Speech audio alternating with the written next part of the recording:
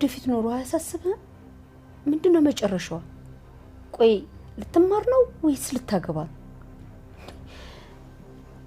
የቤተሰቦቿ ነገርም ፈጽሞ አልታወቀም። እሷን ብትሆን ስለ ቤተሰቦቿ ስትጠየቅ የመስማትም የመናገር ምንም አይነት ፍላጎት የላትም። ማርቲዬ እናንተ ናችሁ ቤተሰቦች አለች እኮ። ቆይ ምን ችግር አለው ለአንድ ምስኪን ሴት ወላጅ ብንሆን? ዝም ብሎ እኮ ወላጅ አይሆንም ዳሬ። ይሄ የተፈጥሮ መስመር ነው። ወላጅ የሚሆነው የወለደ ብቻ ነው። ቆይ ለዚህ ልጅስ ወላጅ ሆናታለሁ እንዴ? ልጆቿስ አንተን ወይም እኔ አያቶቼ ብለው ይጠሩናል? እሱማ ልክ ነሽ ዳሬ። መወለድ በስጋ መዛመድን በደም። አንድን ባዳ ሰው የፈለገ ብታቀርብ ልጄ ብትለው አንድ የማትቀይረው ነገር አለ። በቃ በስጋ መተሳሰር ስትዋለድ ብቻ ነው። ምናልባት እኮ ወንድ ልጅ ቢኖርን ዳጣን ከማግባት ልትከለክለው አትችልም። እሺ ቆይ ምን እናድርግ ታዲያ ማርቲ? እሷ ናት መወሰን ያለባት ዳሬ። በእርግጥ አንተም የመወሰን ኃላፊነት አለብህ። አንተን አይደል ያመጣት? በቃ በደንብ አስብላት። እቺ ልጅ እኮ መውደቅ የላት። እሺ ማርቲ። ዳሬ እንዲህ ስትታመም እኮ እናትና አባቷ ናቸው ትዝ የሚሏት። እናቷ አባቷ የራሷ የሆነ ሰው ነው የሚያስፈልጋት። በእርግጥ መወለድ ቋንቋ ነው። ለሱ የሚያስፈልገው ያው ሰው ነው። ቢሆንም ግን የራሷ ሰው ያስፈልጋታል። እኔ ደግሞ ለዳጣ ምናልባት ጥሩ ሰው እንጂ እናቷ ልሆንላት አልችልም። ይቺ ልጅ ምን እንደምታስብ አላውቅም። እኔም ቢሆን ከልጆቼ በኋላ ነው የምጠነቀቅላት። እሺ ማርቲ። እሺ ዳር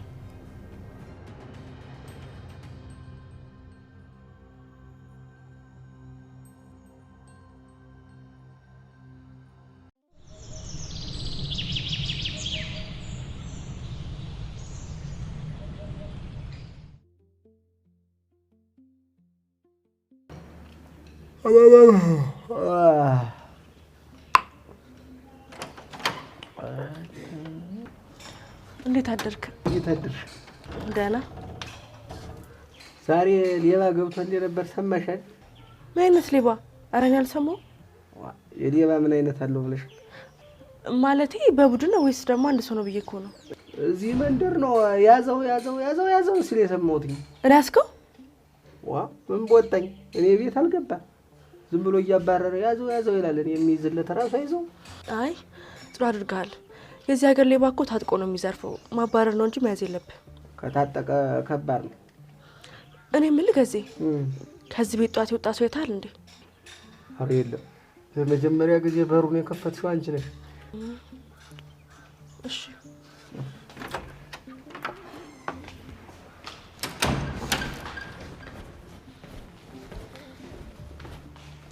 ወለያ ማራ ወለያ እንዲያው ወለያ አብጌል ለምን በጧት ተነሳሽ? እንዴ አባዬ፣ እኔ እኮ ሁሌም በጧት ነው የምነሳው። ቆይ ግን አንተ ወዴት እየሄድክ ነው? ዛሬ እኮ ስራ ዝግ ነው። አይ ትንሽ ጉዳይ አለች፣ ወጣ ብዬ እመለሳለሁ። ዳጣ ተነስታለች? ሂድና ያት እስኪ አባዬ። ምን ነው ችግር አለ? አይ እስቲ ሂድና ክፍሉ ያት። እንዴ ለምንድን ነው ሂድና ያት የምትይኝ? አሟታል እንዴ? ማታ ምንድን ነው ነች አባዬ? አሟት ነበር አይደል? እጇ ላይም ደግሞ ግሊኮስ አይቻለሁ። አዎ ትንሽ አሟት ነበር፣ ግን አሁን ደህና ነች። አንቺ ምን ሆነሻል? አይ ምንም አልሆንኩም። ክፍሏ ገብተሽ ነበር እንዴ? እስኪ አባዬ ሂድና ያት። አብጌል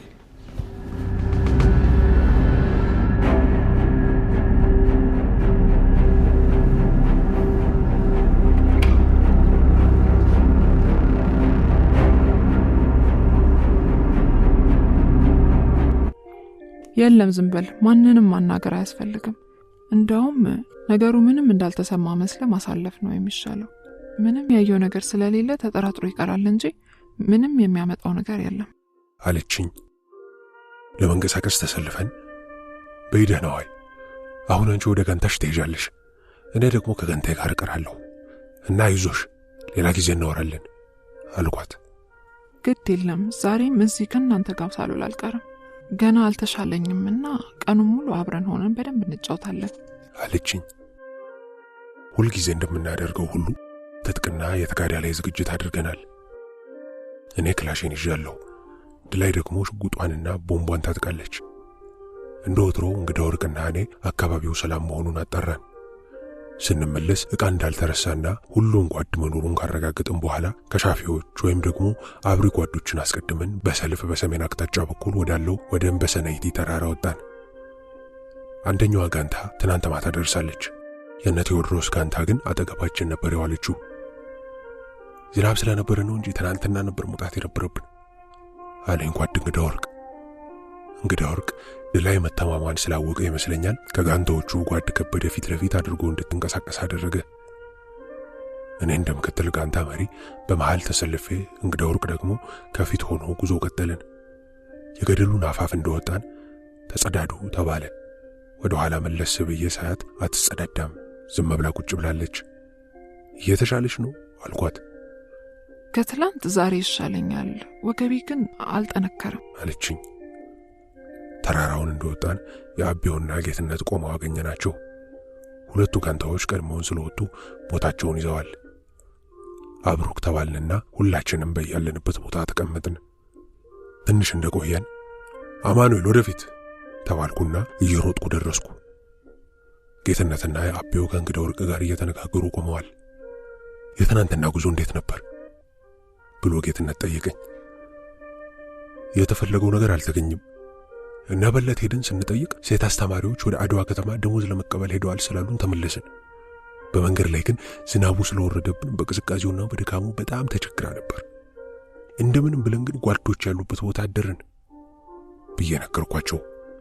የአቤው ወዲ ሀፍቴ በጣም ንቁና ጠንቃቃ ነህ፣ ለዚህ በለን ነው አንተን ይዛት ሄደልን፣ አደራህን ተወጣሃል።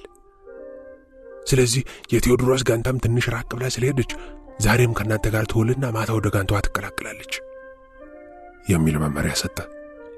እንግዳ ወርቅም ቀጠል አደረገና አዎ ትናንትና ማታ በጣም ደክመውና ልብሳቸው በዝናብ ርሶ ሌሊቱን በሙሉ በእሳት ሲሞቁ ነው ያደሩት፣ አረፍ ብላ ብትሄድ ይሻላል የሚል አስተያየት አከለበት። በውሳኔው በጣም ደስ ብሎኛል። ምንም ሳልጨምር ንግግራቸውን እንደጨረሱ ወደ ነበርኩበት ቦታ ተመለስኩ። እንቅስቃሴ ከፊት ሲጀምር ወደ ኋላ ሮጥ ብዬ ተመልሼ አብረን እንላለን ከናንተ ጋር ተዋል ብለው ጌትነትና አቤው ወስነዋል። ስለዚህ አረፍ ብለሽ ትሄጃለሽ እና እንነጋገር ብዬ ቀስ ብዬ ነገርኳት።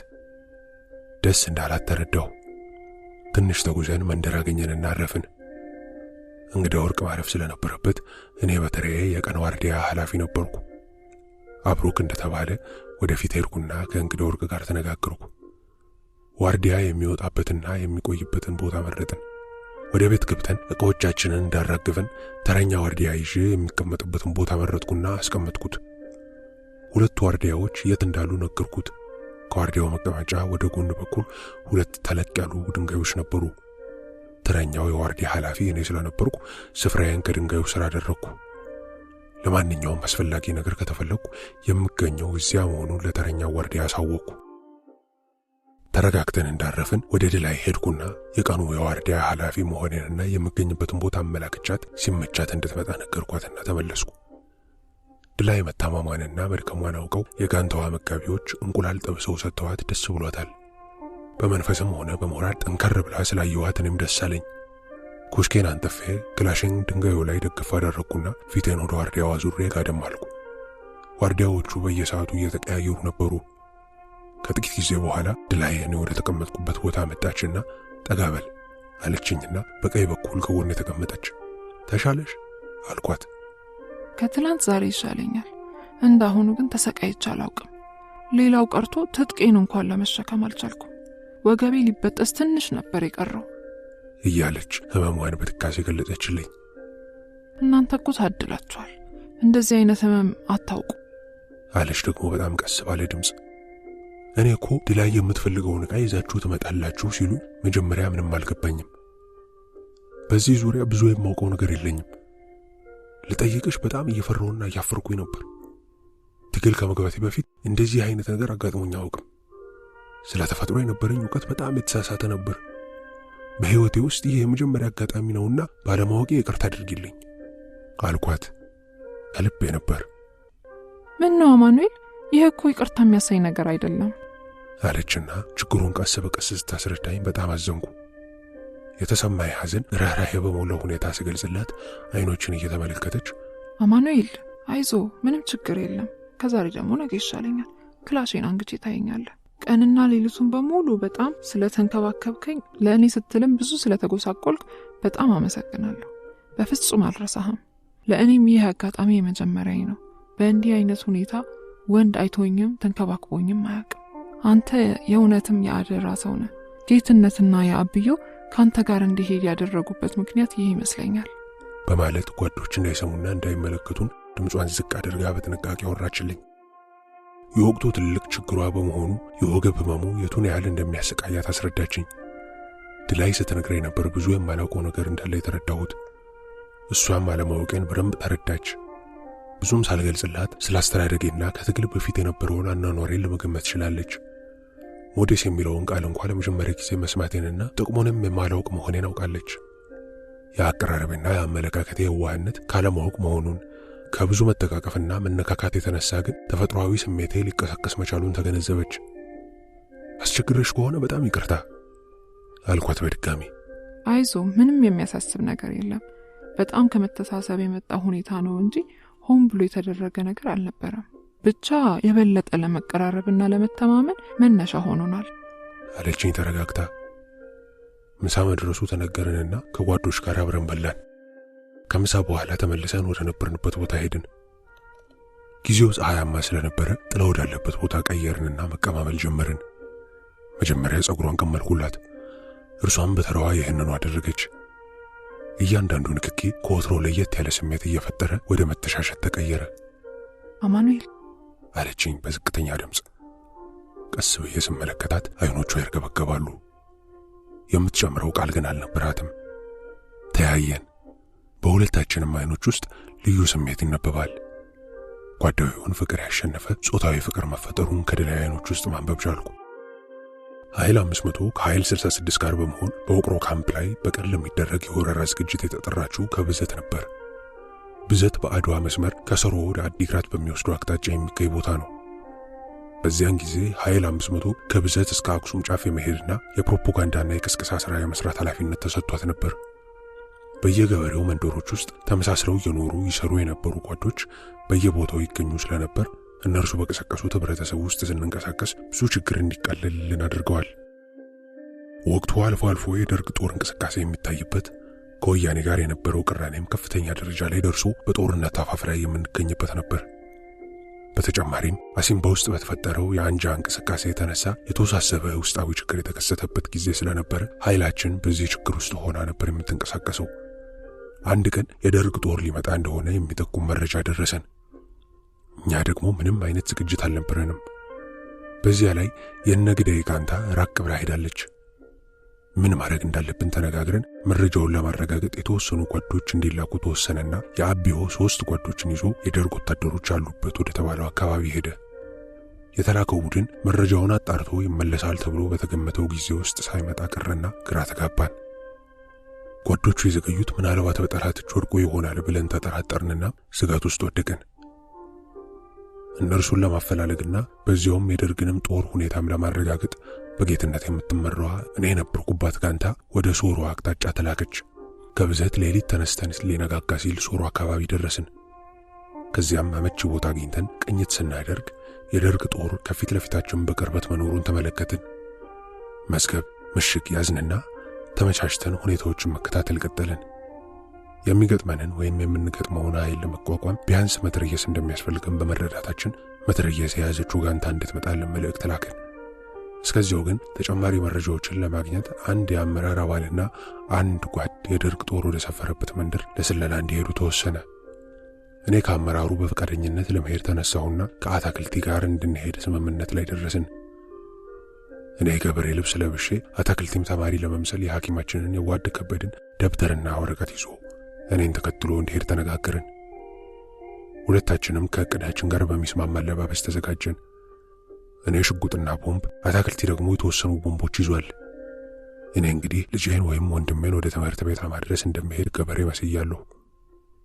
የምንገባበት መንደር ውስጥ አንድ ቤተክርስቲያንና አንድ ትምህርት ቤት አሉ። ቤተክርስቲያኑ እኛ ባለንበት በኩል በመንደሩ ዳርቻ ላይ ከፊት ለፊታችን ቁልቁለቱ ላይ ይገኛል። እናም ትምህርት ቤት ከመድረሳችን በፊት ቤተክርስቲያኑን ስለምናገኝ እዚያ ከምናገኛቸው ሰዎች መረጃ ለመሰብሰብ ነበር ያሰብነው። ቤተክርስቲያን ስንደርስ የቅዳሴ ስነ ስርዓት አብቅቶና ተአምረ ማርያም ተሰምቶ አብቅቶ ቄሱ ምእመኑን በመባረክ ላይ ነበሩ። እኛ ቀስ ብለን ሰዎችን ለማነጋገር ጠጋ ስንል ቄሱ አዩንና ወደኛ መጡ። እናንተ ተቃዳዮች አይደላችሁም እንዴ? እዚህ ምን ታደርጋላችሁ? አሉን። አዎን አባ፣ ልክ ነዎት። አሁን ግን ሰው እንዳይሰማ ዝም ይበሉ አልናቸው። ታዲያ እዚህ ምን ፈልጋችሁ መጣችሁ ነው? ደርግ ያለው እኮ እዚህ የቀርበ ማዶ ነው። ደርግ እዚህ አካባቢ ለምን መጣ? ምን እየሰራ ነው አልናቸው። ምን ፈልገው እንደሆነ አላውቅም፣ ግን ሌሊቱን በሙሉ እዚህ ምሽግ ይዘው ነው ያደሩት። ከባድ መሳሪያዎች ጭምር ይዘው ነው የመጡት።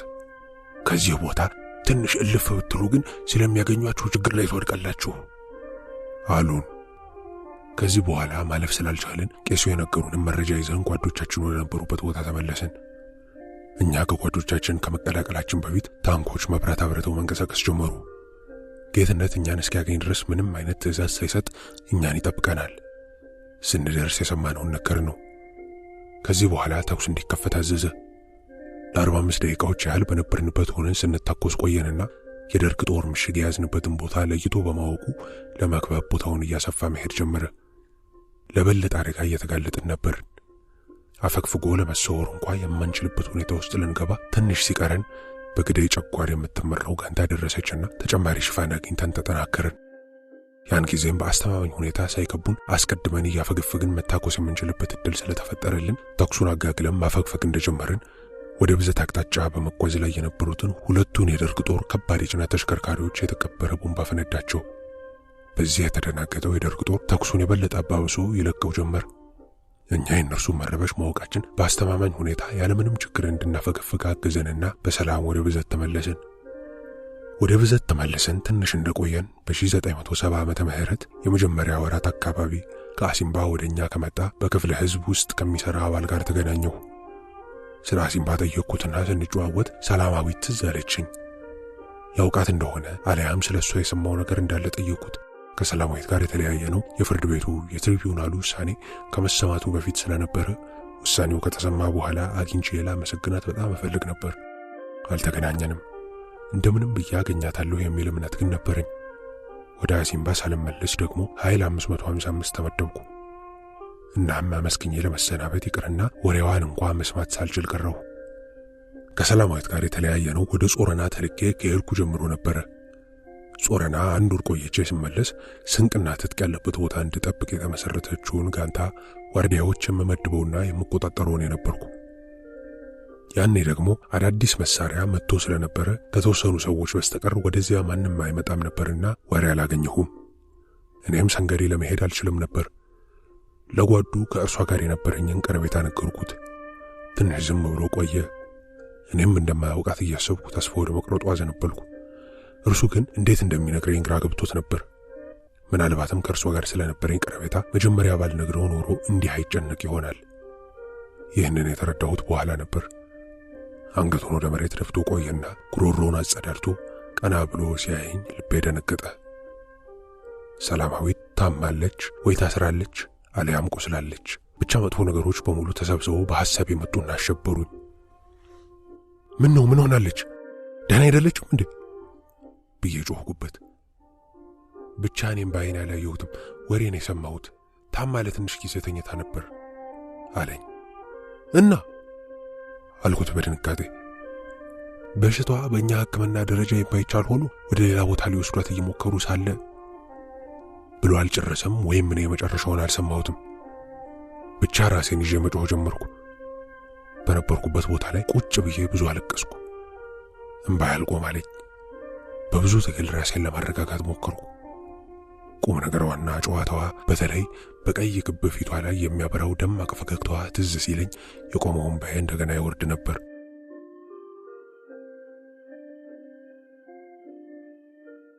ዳንግለት በጦርነት ህይወት ውስጥ ቀልጣፋ እንቅስቃሴ ሁልጊዜ አስፈላጊ ቢሆንም እውነተኛ መልኩ የሚታየው ድንገተኛ አደጋ ሲያጋጥም ነው። ያልታወቀ ተዋጊ በ1850ዎቹ በህዳር ወር 1970 ዓመተ ምህረት የውቅሮን ካምፕ በቀን ለማጥቃት እቅድ ወጥቶ ከኃይል 66 ጋር ተቀላቅለን ተንቀሳቀስን። የተልእኮ ዓላማ ዳንግለት ላይ 3 የህዝብ ማመላለሻ መኪኖችን አስገድዶ በመያዝ ውቅሮ በሚገኘው የደርግ ጦር ካምፕ ላይ በቀን ድንገተኛ ወረራ መፈጸም ነበር። ዳንግለት ከውቅሮ በስተሰሜን 15 ኪሎ ሜትር ርቀት ላይ የሚገኝ ስፍራ ነው። ከዳንግለት 5 ኪሎ ሜትር ያህል ወደ ደቡብ ሲጓዙ አልነጋሽ የሚባለው ታሪካዊ መስጂድ ይገኛል። በዚያ ተልእኮ የተሳተፍነው ከኃይል 66 እና ከኃይል 500 በድምሩ ወደ 150 የምንሆን ታጣቂዎች ነበርን። የኃይል 500 መሪ ጌትነት፣ ምክትሉ የአቢው ሲሆኑ የፖለቲካ ኃላፊና ምክትል የፖለቲካ ኃላፊዎች ደግሞ ሰለሞንና ከሰተ ነበሩ። ሁለቱ ኃይሎች ወደዚያ ተልእኮ ከመሰማራታቸው አስቀድሞ የጋራ እቅድ ተዘጋጅቶ ነበር። የተልእኮ ዓላማ ምንድነው? ምን መደረግ አለበት? የሥራ ክፍፍሉ ምን ይሆን? በቅንጅትስ መሰራት ያለበት የትኛው ነው? ከጥቃቱ በኋላ የማፈግፈግ እቅዱ እንዴት ይሆን? የሚሉትን ጉዳዮች በዝርዝር ተወያይተንበታል። በሁለቱም ኃይሎች ወታደራዊ ስልጠና የወሰዱት ጥሩ ልምድ ያላቸው ጓዶች ነበሩባቸው። ለምሳሌ የውትድርና ሙያና ልምድ ካላቸው መካከል ሻምበል አስረስ፣ ሻምበል ዮሐንስና ሌሎች የመቶ አለቃዎችም ነበሩበት። በመረጃ ክፍል በኩል ደግሞ ታየቶላ፣ ኪዳነ፣ ኪሮስ፣ ኤልያስና ሌሎችም ሰፊ ልምድ ያላቸው አባላት ነበሩ። በእቅዱ የመጀመሪያ ምዕራፍ ላይ የህዝብ ማመላለሻ መኪኖች ከሚተላለፉበት ከነጋሽ በፊት በዳንግለት በኩል የሚገኝ አንድ ድልድይ አለ። ድልድዩ ካለበት መንገድ አጠገብ ከሚገኝ ኮረብታ ላይ የኃይል አባላቱ ሰፍረውን እንዲጠባበቁ ተደረገ። የተወሰኑ ጓዶች ወደ ድልድዩ ስር ወርደው መኪናዎቻቸውን እንዲያስቆሙና ዝግጁ እንዲያደርጉ ሲመደቡ፣ አንድ ሌላ ቡድን ደግሞ ከመኪና የወረዱትን ተሳፋሪዎች ከድልድዩ ስር ወስዶ እንዲሰበስብ ተመድቧል። ከዚያ በኋላ የኃይል አባላቶቹ በ3 መኪኖች ተሳፍረን ወደ ውቅሮ እንጓዛለን። ውቅሮ ላይ በ3ቱ መኪኖች የሚሳፈሩት የሰራዊት አባላት 3 የተለያዩ የሥራ መደቦች ነበሯቸው። በመጀመሪያው መኪና እንዲሳፈሩ የተመደቡት ከመቀሌ ወደ ውቅሮ ለእርዳታ ሊመጣ የሚችለውን ጦር ይመክታሉ። በሁለተኛው መኪና የሚሳፈሩት በቀጥታ ወደ ውቅሮ የደርግ ወታደራዊ ካምፕ ሄደው ዋናውን ተልእኮ ይፈጽማሉ። ሶስተኛው መኪና ውስጥ ያሉት ደግሞ ከአዲግራት ወደ ውቅሮ ሊመጣ የሚችል ረዳት ጦር ገድበው የሚያስቀሩ ናቸው። በዳንግላት የመኪና መተላለፊያ መንገድ ዳር ካለው ኮረብታማ ቦታ በታሰበው ሰዓት ደረስን። መኪናዎችን የሚያስቆሙና ተሳፋሪዎችን ወደ ድልድዩ ስር የሚወስዱ ጓዶች የተሰጣቸውን ኃላፊነት ያለምንም ችግር አጠናቀቁ። አሁን 3 መለስተኛ የህዝብ ማመላለሻ መኪኖች ተሳፋሪዎቻቸው ወርደው ጓዶቹ እንደየምድባቸው ወደ ታገቱት መኪኖች መግባት ጀምረዋል። የኔ ቡድን የሥራ ምድብ ከመኪናው የወረዱትን ተሳፋሪዎች ወደ ድልድዩ ስር አስገብቶ መጠበቅ ስለሆነ ከጓድ ሳሙኤል ጋር ሆነን ስራችንን ያለ ችግር አጠናቀቅን። እኛ ድልድዩ ስር ቆመን ሌሎቹ ተሳፋሪውን አስወርደው እስኪጨርሱ ጠብቀን ሰዎቹን እዛው በመተው ከጓዶቻችን ጋር ወደ የምድብ መኪናችን ሄደን ለመሳፈር ተዘጋጅተናል። የኔ ምድብ ወደ ካምፕ የሚገባው ቡድን የሚሳፈርበት መኪና ነው። ሁኔታዎች በታቀዱበት ሁኔታ እየተፈጸሙ እያለ እኔና ሳሙኤል ድልድዩ ስር እንደቆምን አውቶማቲክ መሳሪያ 2 ጊዜ ተተኮሰ። መጀመሪያ ምናልባት የባረቀ መሳሪያ ይሆናል ወይም ቀላል ችግር ሊሆን ይችላል ብለን ስላሰብን ሁሉም ጓዶች መኪና ውስጥ መግባታቸው እስኪነገረን እየተጠባበቅን ነበር። እንደጠበቅነው አልነበረም። ተኩሱ ትንሽ ቆም ካለ በኋላ እንደገና ቀጠለ። ከበድ ያለ ችግር መሆኑን ተረዳን። ሁኔታውን ለማጣራት ያለንበትን ቦታ ለቀን ጓዶች መጀመሪያ ተሰብስበው ወደ ነበሩበት ኮረብታ ላይ በፍጥነት እየሮጥን ወጣን። ነገሩን ስንጠይቅ በአንደኛው መኪና ውስጥ መጨረሻ ላይ እንዲገቡ ሲጠብቁ የነበሩት የአቢውና ታየቶላ ለመግባት እየተዘጋጁ እያሉ ከፊት ለፊታቸው የሚመጣ መኪና ያያሉ። መኪናው የጫነው ወታደሮች መሆኑን እንዳረጋግጡ መጀመሪያ የተሰማው የአውቶማቲክ መሳሪያ ለማስጠንቀቂያ ተኮሱ። ዋርዲያ እንዲቆም የተደረገበት ቦታ ከሁለቱም አቅጣጫ የሚመጣውን መኪና ለማየት የሚቻልበት ቦታ ነበር። መኪናው ከመጣበት አቅጣጫ በዋርዲያነት ይጠብቅ የነበረው ጓድ ምናልባትም ትኩረቱን ወደ መሳፈሪያው አድርጎ መኪናውን ሲመጣ ሳያየው ቀርቷል። እናም ተኩስ በተከፈተበት ወታደሮቹን በጫነው መኪናና በታገቱት መኪኖች መካከል የነበረው ርቀት በትንሽ ሜትሮች የሚለካ ነበር። መኪናው ውስጥ የገቡት የኛ አባላት ከፍተኛ አደጋ ውስጥ ሊወድቁ ሆነ። ከህዝብ ማመላለሻ መኪና ውስጥ በፍጥነት መውረድ አለመቻላቸው ሁለቱ መኪኖች ፊት ለፊት ቆመው ፍጥጫ ላይ እንዳሉ እየተገፋፉ በበሩና መስታወቶችን በመስመር በመስኮቶቹም በኩል እየዘለሉ እስኪወርዱ ጊዜ ፈጁ።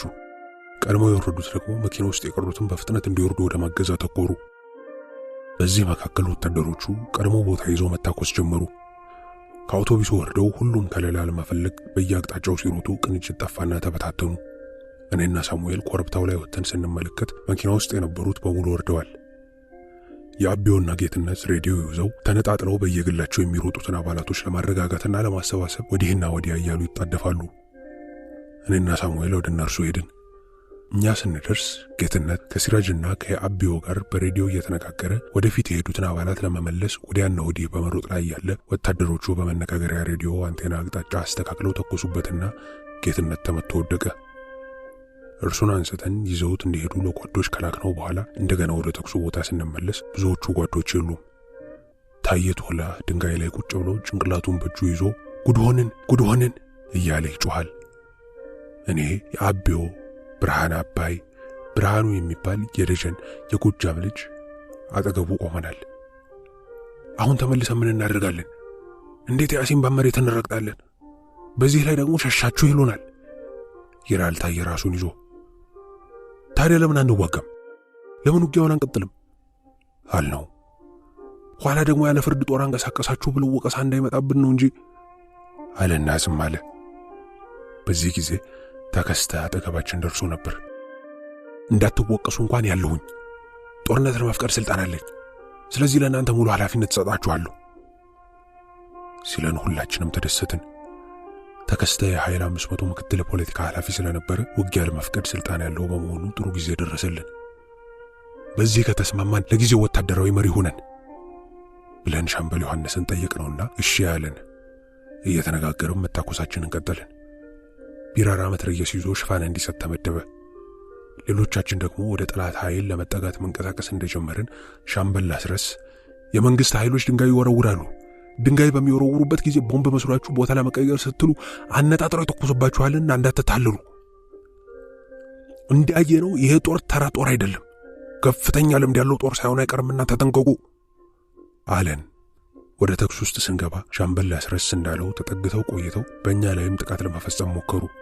ቢራራ የኢሃፓ ጦር ነን እጃችሁን ስጡ እያለ የፓርቲውን ቀይ ባንዲራ እያውለበለበ እየጮኸ ሊያናገራቸው እየሞከረ ነበር።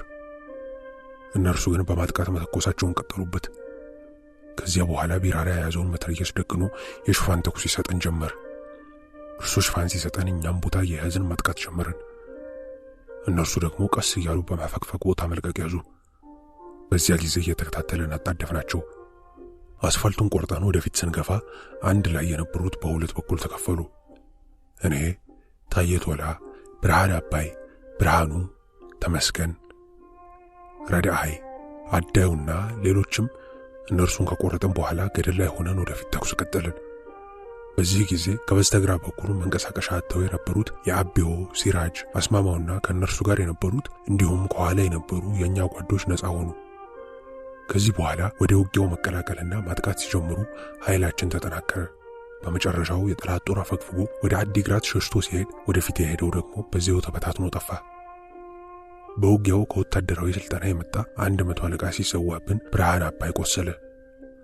በኋላም ቆይተን እንደሰማነው ብርሃንም የቆሰለው በእነርሱ ወታደሮች አልነበረም። ጉዳዩ ሊታወቅ የቻለው ከወራት በኋላ ሲሆን ኃይል 66ቶች አንድ ሽፍታ በሌላ ምክንያት ይዘው ሲመረምሩ ነበር።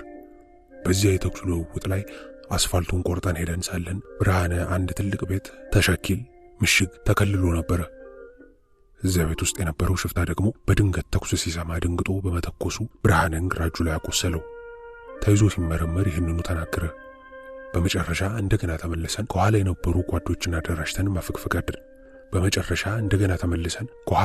ጓዶችን አደራጅተን ማፈግፈግ አደረግን።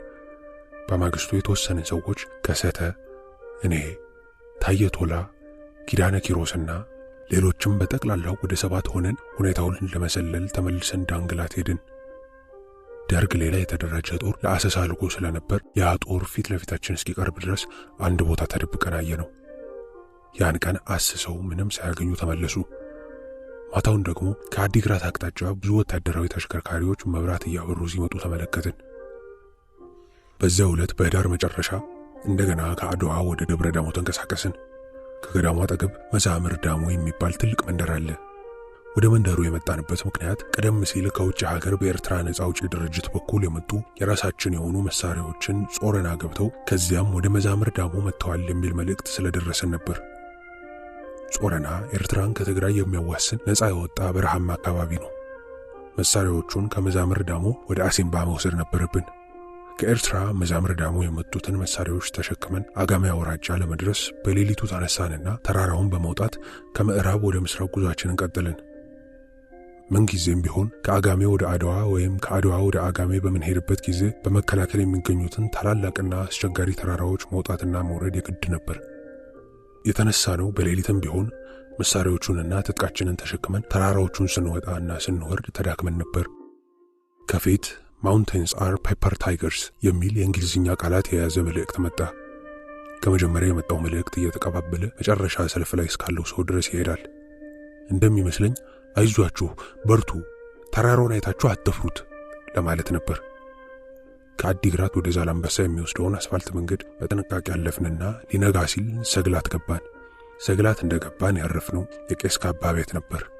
ከሰግላት ደግሞ መሳሪያውን ተቀብላ ወደ አሲምባ የምትወስድ ሌላ ኃይል ስለሆነች ኃይሏ እየጠበቀችን ነበር። ሌሊቱን በሙሉ ዕቃ ተሸክመን በአስቸጋሪ መንገድ ስለመጣን እንደምንደክም አውቀው የምትጠብቀን ኃይል አባላት ቄስ ካባ ቤት ውስጥ ምግብ አዘጋጅተውልን ነበር።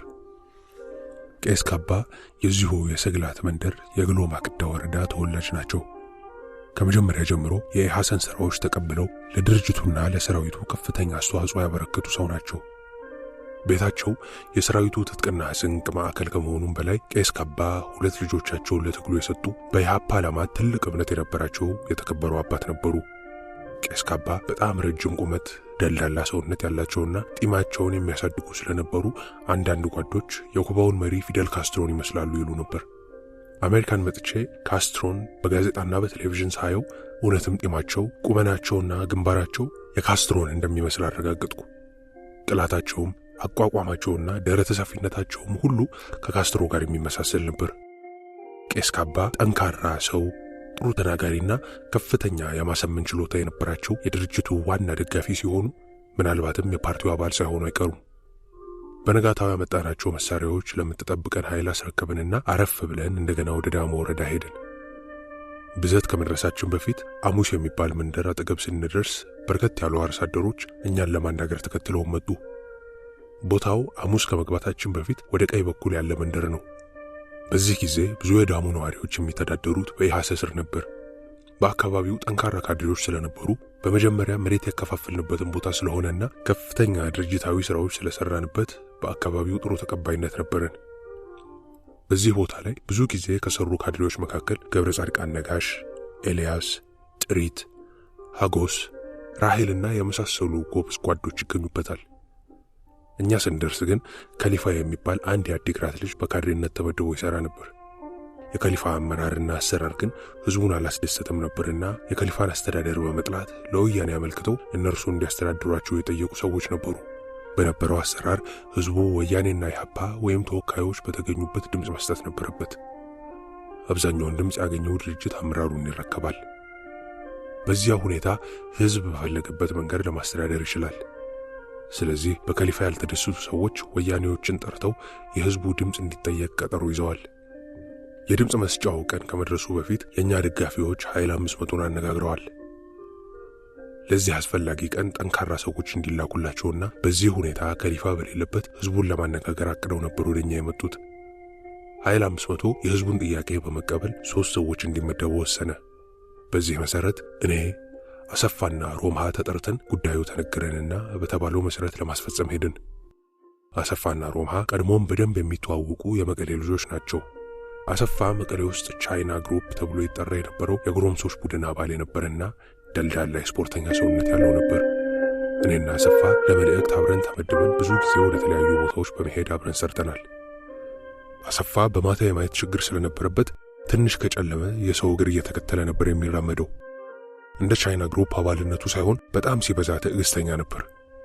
ሮምሃ ደግሞ መጀመሪያ የወያኔ አባል የነበረ ሲሆን እጁን ለደርግ ሰጥቶ ከበረሃ ወደ ከተማ ገብቶ ነበር። እንደገና ከአዲስ አበባ በኢሃፓ ተመልምሎ የከተማ ታጣቂ ሆኖ ሲሰራ ከቆየ በኋላ ሲጋለጥ ነበር ወደ አሲምባ የመጣው። ሁለቱም ጥሩ ተናጋሪዎች ሲሆኑ ምናልባትም የፓርቲ አባሎች የነበሩ ይመስለኛል።